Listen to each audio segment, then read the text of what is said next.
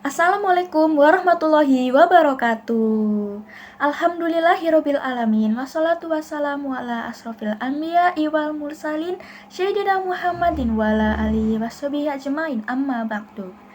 Pertama-tama marilah kita panjatkan puji syukur kehadirat Allah Subhanahu wa taala, Tuhan semesta alam yang telah memberikan kita nikmat iman, Islam beserta kesempatan untuk menuntut ilmu.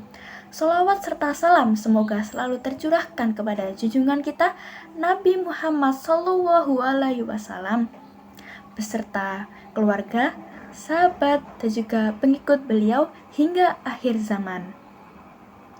Perkenalkan, nama saya Naviola Yusi Prastika dengan NIM 2502007401 dari Prodi Pendidikan Bahasa dan Sastra Indonesia kelas 2025E. Universitas Negeri Surabaya. Saya akan menyampaikan materi kultum dengan tema Hakikat Pendidikan Agama Islam di Perguruan Tinggi Umum.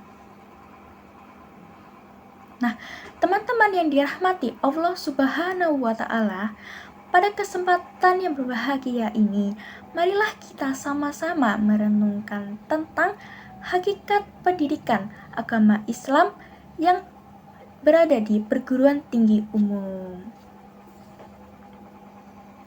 Nah, pastinya sebagai mahasiswa, mungkin kita pernah bertanya-tanya, kenapa sih di kampus yang bukan kampus agama kita tetap wajib belajar pendidikan agama Islam? Nah, pertanyaan ini wajar banget karena dari sinilah kita bisa memahami bahwa pendidikan agama Islam bukanlah hanya sekedar mata kuliah umum, tetapi melainkan bagian penting dari pendidikan karakter dan juga arah hidup kita sebagai insan akademis muslim. Nah, begitu teman-teman. Nah, teman-teman sekalian, pendidikan agama Islam atau PAI hakikatnya adalah proses pembinaan agar mahasiswa menjadi pribadi yang beriman, berilmu, dan juga berakhlak yang mulia. Jadi, pendidikan agama Islam tidak hanya mengajarkan teori agama saja, tetapi juga bagaimana mengamalkan nilai-nilai Islam yang bisa diterapkan dalam setiap bidang keilmuan kita. Nah, Allah Subhanahu wa taala berfirman dalam surah Al-Alaq ayat 1-5, Bismillahirrahmanirrahim. Iqra bismi rabbikal ladzi khalaq. Khalaqal insana min 'alaq. Iqra wa rabbukal akram. Allazi 'allamal bil qalam.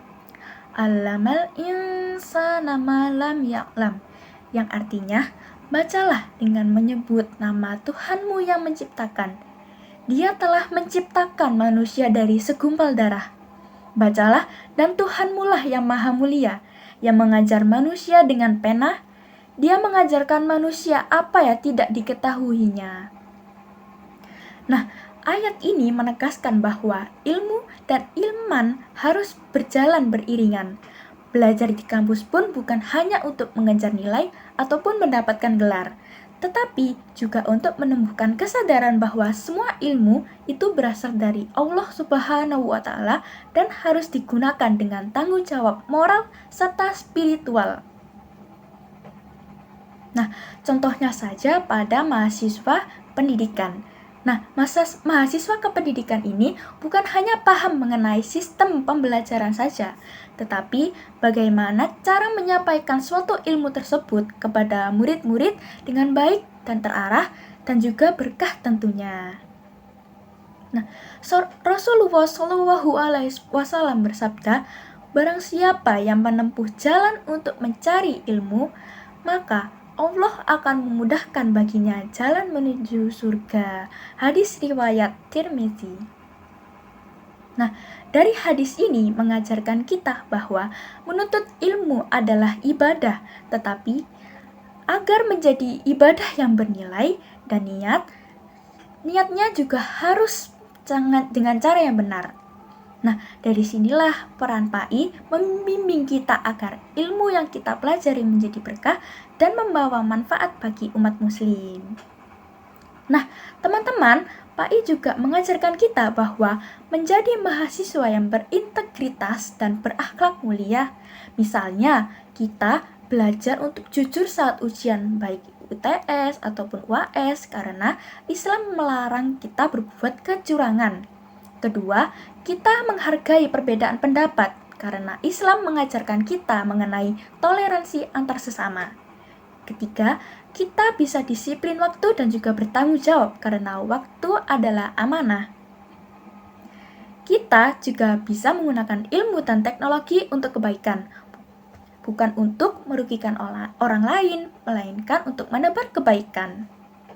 Nah, dengan memahami hakikat ini, kita tidak akan melihat pendidikan agama Islam menjadi mata kuliah yang harus dijalani, tetapi menjadi peta kehidupan yang menuntun kita agar kita menjadi sarjana yang tidak hanya cerdas secara akademik, tetapi juga kuat secara moral dan juga spiritual. Begitu teman-teman. Nah, teman-teman, dari pembahasan yang kita bahas tadi, kita bisa menyimpulkan bahwa hakikat pendidikan agama Islam di perguruan tinggi umum adalah untuk membentuk generasi muda yang seimbang antara pengetahuan dan juga keimanan. Nah, pendidikan agama Islam bukan hanya pembelajaran tentang ibadah, tetapi juga tentang bagaimana kita menjalani kehidupan di kampus dengan nilai-nilai Islam di setiap bidang, baik di dunia kerja maupun di masyarakat. Nah, tentunya kita sebagai mahasiswa harus menerapkan nilai-nilai moral keagamaan, seperti kita berbuat baik kepada sesama, menjadi volunteer, kita ikut organisasi dengan baik, atau secara sederhananya kita menghormati teman, kita menghormati dosen, dan lainnya. Nah, begitu teman-teman. Jadi, mata kuliah pendidikan agama Islam ini selain menjadi mata kuliah umum 2 SKS, kita juga bisa mempelajari pendidikan agama sebagai mata kuliah yang wajib untuk kita agar bisa menuntut kita menjadi lebih terarah dan juga lebih baik. Nah, semoga ilmu serta materi yang telah saya sampaikan tadi bermanfaat bagi kita semua, dan semoga kita menjadi mahasiswa yang diridai oleh Allah Subhanahu wa Ta'ala. Nah, terima kasih atas perhatian dan partisipasi teman-teman. Sekian dari saya.